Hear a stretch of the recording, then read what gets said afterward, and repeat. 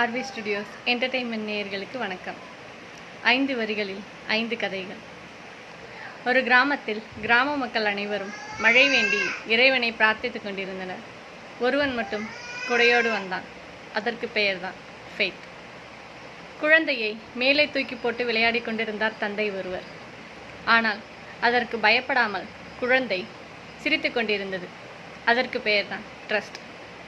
நாளை நாம் யாவரும் உயிரோடு இருப்போம் என்பதற்கு உத்தரவாதம் இல்லை. இருந்தபோதிலும் ஒவ்வொரு நாள் இரவும் அலாரம் வைத்துவிட்டு படுக்கப் போகிறோம். அதற்கு பெயர்தான் ஹோப். நாளை நம் கையில் இல்லை என்று தெரிந்தும் எதிர்கால திட்டம் போடுகிறோம்.